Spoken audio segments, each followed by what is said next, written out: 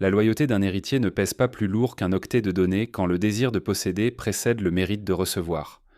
Le silence dans le grand bureau de la demeure des Lefort, à Bordeaux, n'est pas une simple absence de bruit. C'est une substance épaisse, presque minérale, qui semble s'écouler des murs recouverts de boiseries sombres. Madame Hélène Lefort est assise derrière son secrétaire en marqueterie du XVIIIe siècle, un chef-d'œuvre de boule dont chaque courbe semble raconter l'histoire d'une lignée qui n'a jamais connu la reddition. Hélène est immobile. Ses mains, aux doigts longs et fins, sont posées à plat sur le cuir vert du bureau, dont l'odeur de tannage ancien se mélange à celle de la cire d'abeille et du tabac froid qui imprègne encore les rideaux de velours. Ses yeux d'un gris d'orage sont fixés sur l'écran noir de son téléphone portable. La caméra est placée sur un trépied, parfaitement verrouillé. Elle ne bouge pas.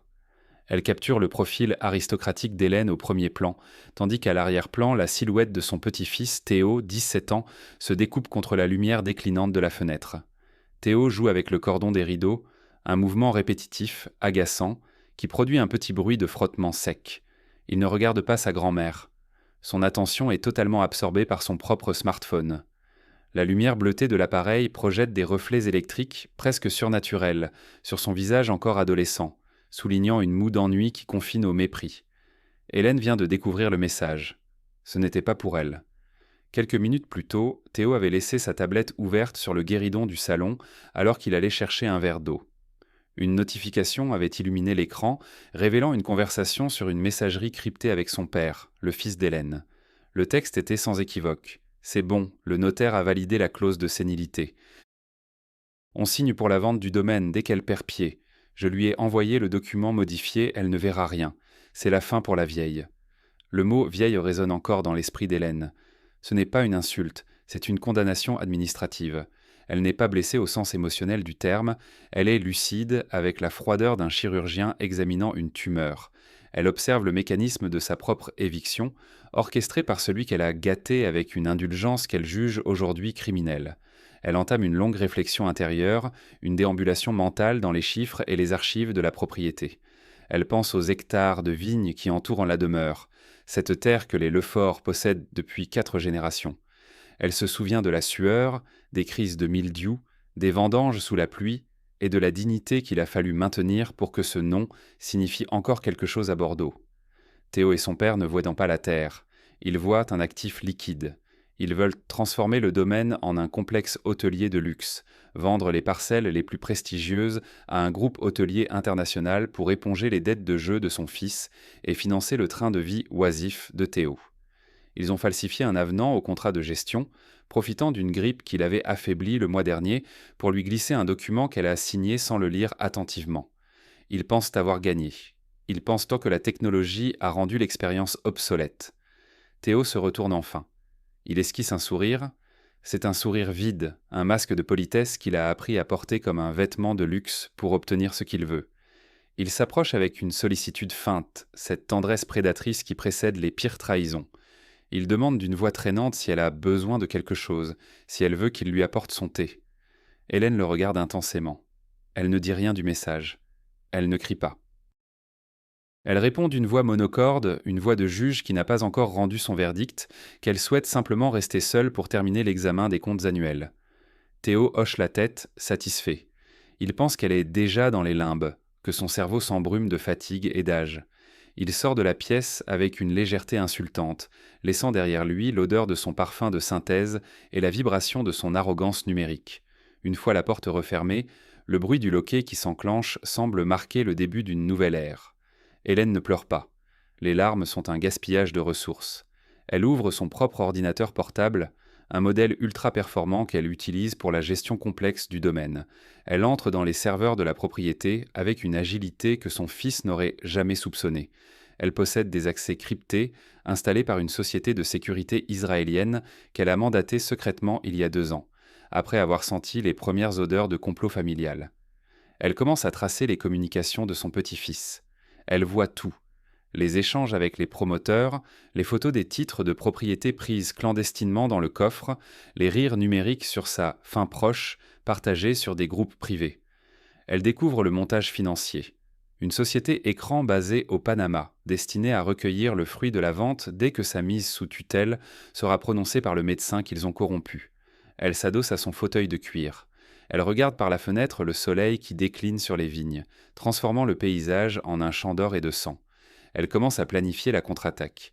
Elle sait que Théo attend une réponse au SMS qu'il a envoyé à son père. Elle va lui donner cette réponse, mais pas celle qu'il espère. Elle va utiliser sa propre maîtrise des outils numériques pour transformer leur coup d'État en un suicide financier total. Elle commence par une action simple, presque chirurgicale. Elle accède au compte bancaire jeune de Théo, dont elle note toujours la caution légale et la cogestionnaire. Elle gèle les fonds, non pas en bloquant le compte, mais en simulant une alerte de fraude internationale majeure. Elle retire les accès au réseau Wi-Fi de la maison pour ses appareils spécifiques, simulant une panne de routeur ciblée. Elle commence à isoler le prédateur dans son propre terrain de chasse numérique. La réflexion d'Hélène se prolonge. Elle pense à la nature de la transmission. Elle réalise que Théo et son père n'ont aucune racine. Ils sont des nomades financiers, des êtres sans sol. Elle est la vigne. Elle est la terre. Elle possède la patience des saisons, tandis qu'ils n'ont que l'immédiateté des notifications. Elle se lève et se dirige vers la petite armoire à pharmacie, dissimulée derrière un panneau de bois. Elle prend un flacon de gouttes. Elle n'en a pas besoin, mais elle va les placer sur son bureau, bien en vue. Elle va jouer le rôle de la femme affaiblie, de la vieille dame qui perd pied, pour les attirer plus profondément dans le piège. Le soir tombe définitivement sur la demeure des Lefort. Le silence revient, plus dense encore. Hélène reste assise dans l'obscurité du bureau, seulement éclairée par la lueur des diodes de son ordinateur. Elle attend le moment où Théo réalisera que son smartphone est devenu un bloc de verre inutile, déconnecté de sa source de pouvoir. Elle attend le moment où l'arrogance de ses 17 ans se heurtera au mur de glace d'une réalité qu'il ne peut pas coder. Elle ferme les yeux un instant. Elle imagine la ruine de son fils et l'humiliation de son petit-fils. Elle ne ressent aucune joie, aucune tristesse, juste la satisfaction de l'ordre qui revient. Le domaine ne sera pas vendu. Les vignes resteront. La Piève est toujours à la barre et le naufrage ne sera pas le sien.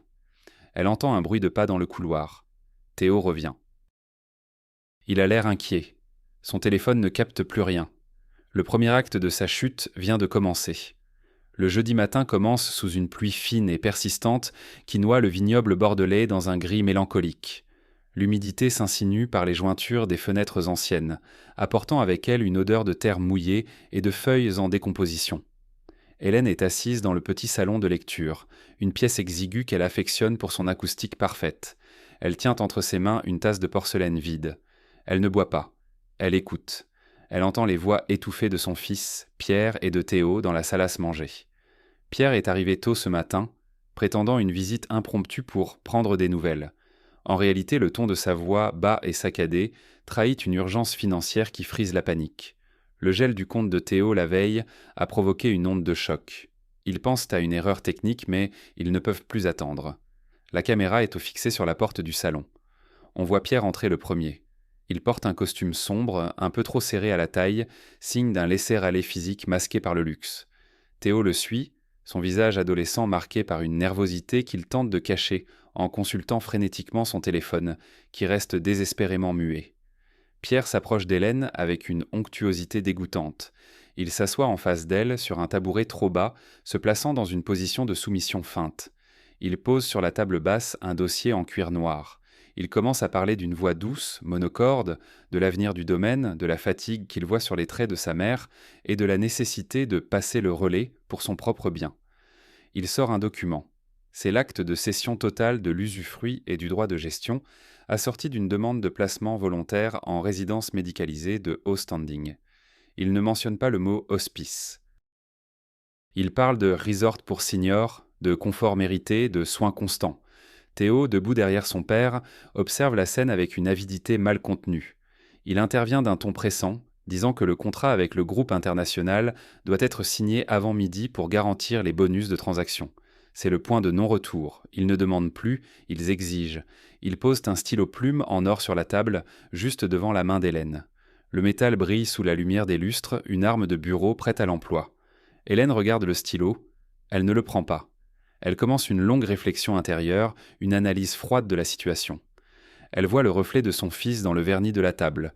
Elle voit l'homme qu'il est devenu, un parasite qui n'a jamais rien créé, seulement consommé. Elle pense à la sensation du papier sous ses doigts, ce papier qui est censé l'effacer de sa propre vie. Elle réalise que leur précipitation est leur plus grande faiblesse. En voulant tout obtenir tout de suite, ils ont négligé de vérifier les fondations de leur plan. Ils ont oublié qu'elles possèdent non seulement les terres, mais aussi les preuves de leur malversation précédente. Elle lève les yeux vers Pierre. Elle ne tremble pas. Elle lui demande, d'une voix calme, ce qu'il adviendra des employés du domaine, certains étant là depuis 30 ans. Pierre balaye la question d'un geste de la main.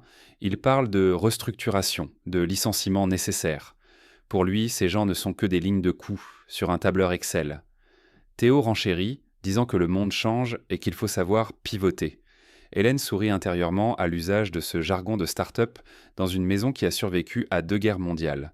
Elle comprend que la rupture est totale. Il n'y a plus de famille, il n'y a que des créanciers et une proie. C'est alors qu'Hélène fait son mouvement. Elle ne signe pas. Elle sort de sa poche une petite télécommande universelle. Elle appuie sur un bouton. Dans le silence du salon, on entend le bourdonnement discret des moteurs des stores qui se ferment automatiquement, plongeant la pièce dans une pénombre artificielle. Sur le mur opposé, un écran de projection descend lentement. Théo et Pierre se regardent, perplexes. Ils pensent qu'elle a perdu la tête, qu'elle va leur montrer des photos de vacances ou des souvenirs d'enfance. Mais l'image qui apparaît à l'écran les fige sur place. C'est une capture d'écran géante de leur conversation privée. Le message de Théo, c'est la fin pour la vieille. Suivi de la réponse de Pierre, « Ne t'inquiète pas, une fois qu'elle aura signé le transfert, on la placera dans l'aile psychiatrique de la clinique de Saint-Cloud, elle ne pourra plus contester quoi que ce soit. Le Panama nous attend. » Le silence qui suit cette révélation est si profond qu'on entendrait un ongle se casser. Pierre devient livide. Théo lâche son téléphone. L'appareil tombe sur le tapis sans un bruit, comme une métaphore de son propre pouvoir déchu. Hélène se lève. Elle semble avoir grandi de 10 centimètres. Elle ne crie pas. Elle leur explique avec une précision chirurgicale que l'acte qu'ils voulaient en lui faire signer a été remplacé par ses soins le matin même par un document de reconnaissance de dette et d'aveu de tentative de captation d'héritage. Elle leur annonce que Maître Villon, son avocat, ainsi qu'un représentant du parquet, attendent dans le bureau voisin. Elle leur dit que le gel du compte de Théo n'était qu'un test, et que désormais, c'est l'intégralité de leurs accès financiers qui est sous séquestre judiciaire pour suspicion de fraude fiscale internationale. Le plan fixe montre Pierre qui essaie de balbutier une explication, de parler d'une plaisanterie, d'un malentendu. Théo, lui, s'effondre dans un fauteuil, le visage entre les mains. L'arrogance numérique a laissé place à une terreur enfantine. Hélène les regarde sans une once de pitié. Elle pense à la vigne. Pour qu'une vigne produise un grand vin, il faut parfois la tailler sévèrement, couper les branches mortes et les parasites qui l'épuisent. Elle vient de procéder à la taille la plus radicale de sa vie. Elle quitte le salon sans un mot de plus, laissant son fils et son petit-fils face à l'écran qui affiche leur propre trahison en lettres géantes. Le piège s'est refermé, et ce n'est pas un mot de passe qui les sauvera. Le silence qui s'installe dans le salon après le départ d'Hélène est d'une densité étouffante. Pierre reste figé sur son tabouret, les yeux rivés sur l'écran de projection qui diffuse encore, telle une condamnation lumineuse, les preuves de son infamie. Théo, lui, ramasse son téléphone au sol d'un geste machinal. Il tente de l'allumer, mais l'écran affiche un logo de verrouillage système qu'il n'a jamais vu. Son visage, d'ordinaire si plein d'assurance juvénile, semble se décomposer sous la lumière crue des lustres. Ils sont seuls. Les domestiques, d'ordinaire si présents, ont disparu. On n'entend plus le bruit des pas dans le couloir, ni le tintement de la porcelaine dans l'office. La demeure des Lefort est devenue un sarcophage de pierre et de bois précieux. La caméra est déplacée dans un angle haut de la pièce, imitant une vision de surveillance. On voit Pierre se lever brusquement. Il se précipite vers la double porte en chêne. Il tire sur les poignées en bronze. Rien ne bouge. Les serrures électromagnétiques, installées par Hélène sous couvert de modernisation du système anti-incendie, ont été activées. Il court vers la fenêtre, mais les volets roulants blindés, dissimulés derrière les rideaux de velours, sont clos. Ils sont enfermés. Ce salon qu'ils voulaient en transformer en hall de réception pour milliardaires est devenu leur première cellule. Pierre commence à frapper contre le bois, un son sourd, inutile, qui ne trouve pour seul écho que le tic-tac imperturbable de la pendule de parquet. Dans son bureau, à l'autre bout de l'aile est, Hélène est assise devant ses moniteurs. Son visage est une surface de marbre poli. Elle observe ses héritiers s'agiter à l'écran. Elle entame une réflexion intérieure sur la notion de clôture. Elle pense au cycle de la vigne. Pour protéger le fruit, il faut parfois ériger des murs, des barrières contre les prédateurs. Elle réalise que son fils et son petit-fils n'ont jamais compris la différence entre un foyer et un actif. Pour eux, chaque mur était une valeur marchande. Pour elle, chaque mur est une limite morale qu'ils ont franchie sans hésiter. Elle ne ressent aucune culpabilité à les séquestrer ainsi durant ces quelques heures de procédure judiciaire. C'est un acte de salubrité publique. Soudain, le système de sonorisation de la maison s'active avec un léger souffle statique. La voix d'Hélène remplit le salon où Pierre et Théo sont bloqués. C'est une voix sans émotion, dépourvue de haine comme de tendresse. Elle leur annonce, avec une précision clinique, que l'opération Panama a été signalée à Tracfin et aux autorités fiscales internationales. Elle précise que les comptes de la société holding, que Pierre a créée en secret, ont été identifiés et gelés. Mais le coup de grâce vient après une courte pause. Elle leur apprend qu'elle vient de signer, devant le notaire et le procureur présent dans la pièce voisine, un acte de révocation de toutes les donations antérieures pour cause d'ingratitude notoire. Le capital qui permettait à Pierre de maintenir son train de vie à Bordeaux et à Théo de briller sur les réseaux sociaux vient de s'évaporer. Le plan fixe montre Théo qui s'effondre à nouveau dans le fauteuil. Il commence à comprendre la portée du mot « fin ». Ce n'était pas le SMS qu'il avait envoyé, c'était le retour de bâton de la réalité sur son monde virtuel. Pierre, lui, a cessé de frapper à la porte. Il s'adosse contre le mur, glissant lentement jusqu'au sol. Son costume de luxe est froissé, sa cravate est de travers. Il ressemble à un homme qui vient de réaliser qu'il est nu sous ses vêtements de marque. Ils sont dépossédés non seulement de leur futur, mais aussi de leur présent. Chaque minute qui passe les enfonce davantage dans une insolvabilité dont ils ne sortiront jamais. Hélène regarde le dossier posé devant elle. Ce sont les preuves des dettes de jeu de Pierre. Elle voit les montants, les dates, les noms des créanciers peu recommandables à qui il a promis les terres des Lefort en garantie occulte. Elle comprend que son fils a vendu l'honneur de la famille bien avant de tenter de vendre le domaine. Elle ressent une fatigue immense, mais c'est une fatigue de victoire. Elle décide de passer à l'étape suivante. Elle active une commande sur son clavier. Les portes du salon se déverrouillent avec un claquement sec. Mais ce n'est pas la liberté qu'ils vont trouver derrière. Pierre se précipite dans le couloir, suivi par un Théo titubant. Ils courent envers le hall d'entrée.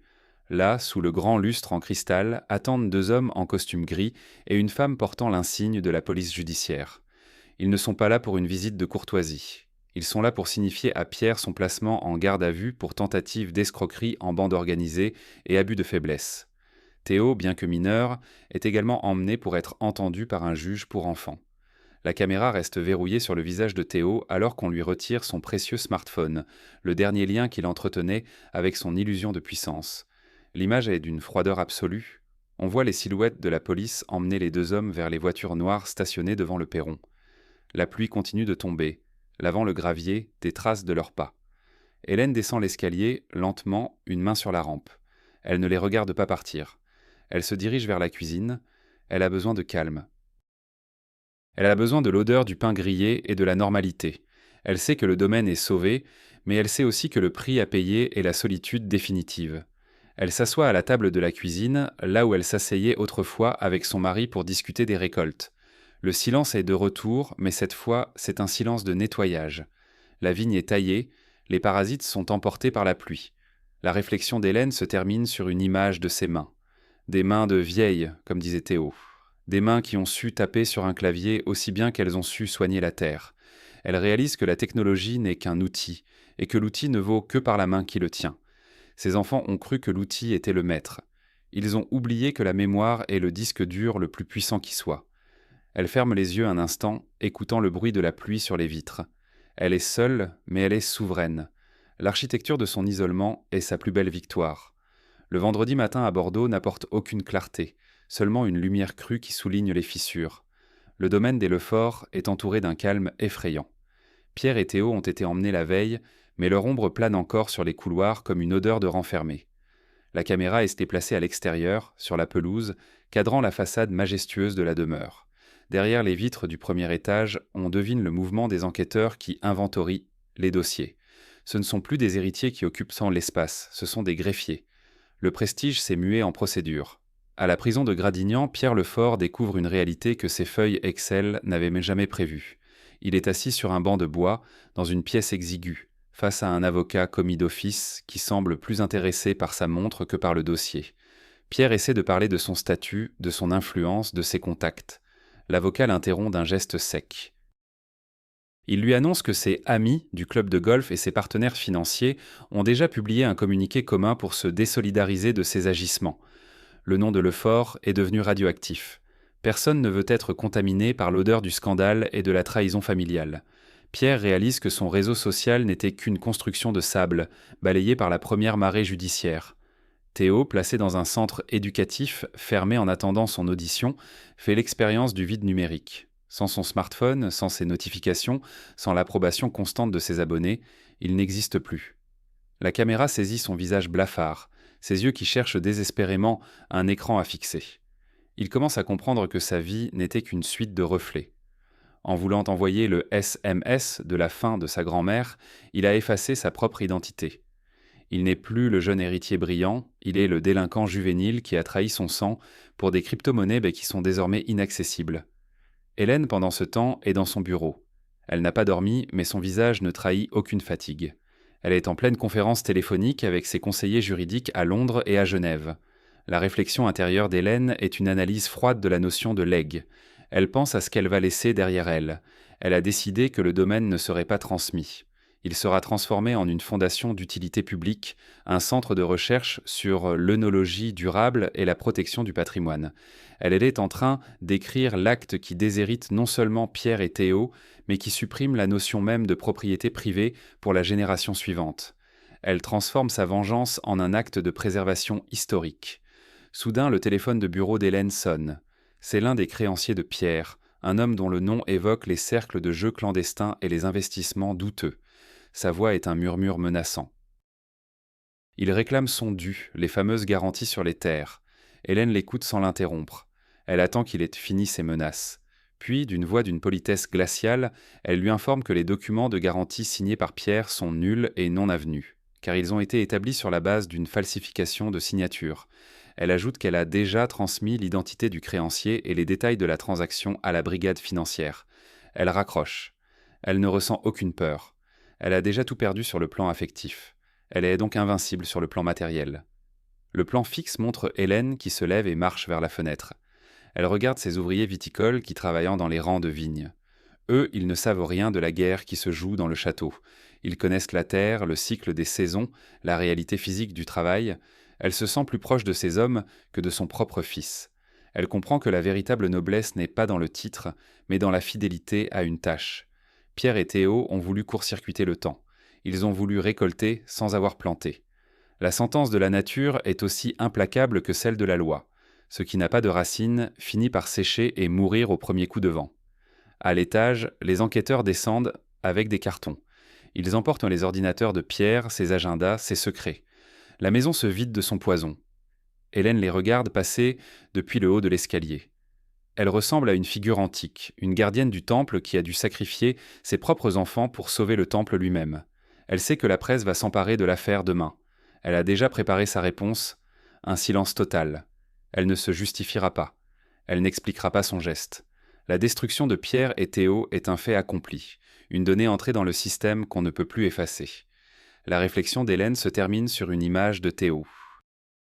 Elle se souvient de lui enfant, jouant avec les bouchons de liège sur ce même tapis. Elle se demande à quel moment le code a été corrompu. Est-ce le luxe trop facile? Est-ce l'absence d'un père digne de ce nom? Elle conclut que peu importe la cause, le résultat est là. Le SMS était le symptôme final d'une maladie ancienne. En coupant les ponts, elle ne fait que terminer ce qu'ils ont commencé. Elle retourne à son bureau et signe l'acte de création de la fondation. Le nom de Lefort ne sera plus celui d'une famille, mais celui d'une institution. Elle a transformé la fin annoncée par Théo en un nouveau commencement dont il est définitivement exclu. Il est 3 heures du matin. Dans la cellule de garde à vue du commissariat central de Bordeaux, le silence est entrecoupé par le ronronnement des néons et le claquement lointain d'une porte métallique. Pierre Lefort est assis sur un banc de bois, fixé au sol. Son costume sur mesure, autrefois symbole de sa réussite, est désormais froissé, taché par la sueur et la honte. La caméra essaie placée dans un angle mort, capturant sa silhouette affaissée. Il n'a plus de montre, plus de téléphone, plus de dignité. Il regarde ses mains vides. Sans son smartphone, il ne peut plus vérifier ses cours de bourse, il ne peut plus envoyer de messages d'intimidation, il ne peut plus exister dans le regard des autres. Il est face au vide. À quelques kilomètres de là, dans le centre de rétention pour mineurs, Théo subit un supplice plus subtil mais tout aussi dévastateur, le sevrage numérique total. Il est allongé sur un lit étroit, les yeux fixés sur le plafond gris. Ses doigts bougent par réflexe, simulant le mouvement de balayage sur un écran qui n'existe plus. C'est l'effet du membre fantôme. Il ressent un besoin physique presque organique de se connecter, de voir une notification, de recevoir un like qui validerait son existence. Mais il n'y a rien. Le SMS qu'il a envoyé à son père, ce signal de fin pour sa grand-mère, est devenu le trou noir qui a aspiré tout son univers. Il réalise avec une terreur sourde que sans son identité numérique, il n'est aucun corps anonyme de 17 ans, sans talent et sans avenir. Hélène, dans la demeure des Lefort, ne dort pas. Elle est assise dans le salon de musique, là où se trouve le grand piano de queue qu'elle n'a pas ouvert depuis des années. Elle n'allume aucune lumière. Elle entame une longue réflexion intérieure sur la notion de disparition. Elle pense à la façon dont Pierre et Théo ont tenté de la faire disparaître administrativement, techniquement, juridiquement. Ils voulaient effacer la vieille pour transformer ces terres en capital volatile. Elle comprend que leur erreur a été de croire que le monde réel est aussi malléable qu'un fichier informatique. Ils ont oublié l'inertie de la matière, la solidité de la pierre et la mémoire indélébile de la terre. Soudain, elle se lève et se dirige vers la chambre de Théo. La caméra la suit dans les couloirs sombres. La chambre de l'adolescent est un temple à la gloire de la consommation moderne. Écran géant, console de jeu, vêtements de créateurs éparpillés. Hélène ne ressent aucune nostalgie. Elle appelle Maria, la gouvernante, et 2 ouvriers du domaine. Elle leur donne un ordre simple, tout vider. Elle veut que d'ici l'aube, il ne reste plus une trace du passage de Théo dans cette maison. Les vêtements sont mis dans des sacs poubelles noirs, les écrans sont débranchés, les posters sont arrachés. Elle efface son petit-fils de la réalité physique avec la même méthode qu'il voulait utiliser contre elle. Le plan fixe montre le travail méthodique des ouvriers. Le bruit du ruban adhésif que l'on déchire est le seul son qui rompt le silence de la nuit. C'est le son de l'effacement. Hélène regarde un trophée de tennis que Théo avait gagné l'année précédente. Elle le prend, le soupèse, puis le dépose dans un carton avec le reste. Elle ne fait pas cela par vengeance gratuite, mais par nécessité de purification. Pour que le domaine survive, il faut extirper la racine pourrie. Elle fait de même avec le bureau de Pierre. Les dossiers compromettants ont déjà été saisis par la police, mais elle s'attaque à l'intime.